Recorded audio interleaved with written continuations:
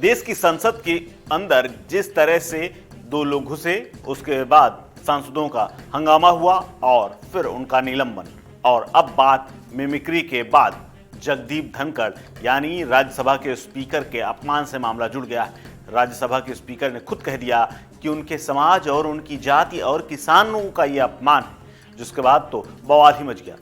Social media पर तमाम तरह के रिएक्शन सामने आ रहे हैं। वहीं अब जाट समाज भी सामने आ गया है, लेकिन जाट समाज दो रूपों में आया है। एक तो पहले बीजेपी को समर्थन करने वाला, जाट अपमान को नहीं सहने वाला, जगदीप धनखड़ का समर्थन करने वाला, जिन्होंने खुल करके समर्थन किया है और कहा है कि इससे सबक लेना चाहिए। टीएमसी ने हमारे एक नेता का, जो हमारे गौरव हैं, उनका अपमान किया है, उन्हें माफी मांगनी चाहिए और हम कांग्रेस को किसी भी हाल में छोड़ेंगे नहीं। तमाम तरह की चेतावनियां दी जा रही।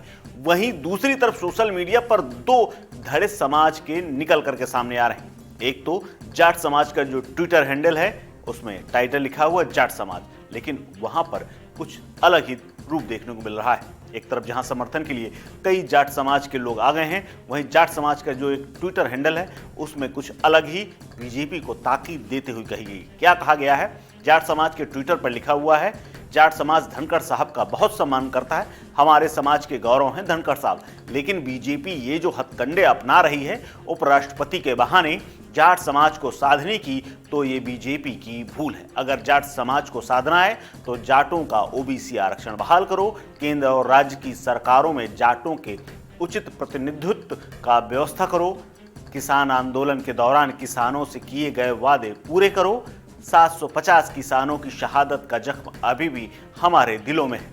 नंबर 4, बलात्कारी ब्रिजभूषण को पार्टी से बाहर निकाल फेंको। इसके अलावा Jat student association Delhi university का भी कुछ ऐसा ही मिला जुला ट्वीट यानी एक्स पर एक बात सामने आई। उन्होंने लिखा, जाट समाज के गौरव धनखड़ साहब जो हमारे 750 किसानों की हत्या के विरोध में मोदी जी से भिड़ गए थे।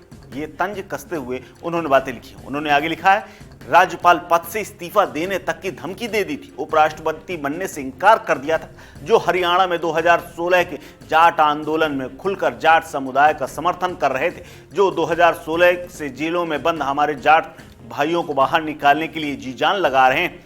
जब महिला पहलवानों को सड़क पर घसीटा गया तो धनखड़ साहब उनको बचाने के लिए दिल्ली पुलिस के सामने लेट गए थे। उनकी ऐसी खिल्ली उड़ाना बहुत ही निंदनीय है। यानी जाट समाज भी दो टुकड़ों में बंटता नजर आ रहा है। एक वो जो खुल करके बीजेपी और जगदीप धनखड़ के साथ खड़ा हो गया है, उपराष्ट्रपति की अस्मिता को अपने साथ जोड़ रहा है, वहीं दूसरी तरफ सोशल मीडिया पर भी कुछ अलग तरह की बात सामने आ रही। कुछ लोग तमाम ऐसी बातें लिख रहे हैं कि जाट समाज अलग है, जाट समाज किसी एक व्यक्ति के सहारे नहीं, किसी की बपौती नहीं है, या यूं कहें किसी के साथ यूं ही जाट समाज नहीं चला जाता है। तमाम लोग यहाँ पर खिलाड़ियों यानी महिला पहलवान जिन्होंने सांसद ब्रिजभूषण शरण सिंह पर यौन उत्पीड़न का आरोप लगाए थे, उनकी फोटो ट्वीट करके कह रहा है, तमाम लोग मांग कर रहे हैं कि जब ये लोग सड़क पर बैठी थी, इन्हें घसीटा जा रहा था, जब किसान और जाट सड़क पर बैठे हुए थे, प्रदर्शन कर रहे थे, तब जाट समाज या यूं कहें खासकर जगदीप धनखड़ क्या कर रहे थे, उन्होंने तब क्या किया था, तब सरकार के सामने क्या कहा था, इसको लेकर के तमाम लोग उनका विरोध भी कर रहे हैं और जाट समाज को इससे अलग कह रहे हैं। इस खबर में फिलहाल इतना ही। अपडेट्स के लिए बने रहिए वन इंडिया हिंदी के साथ।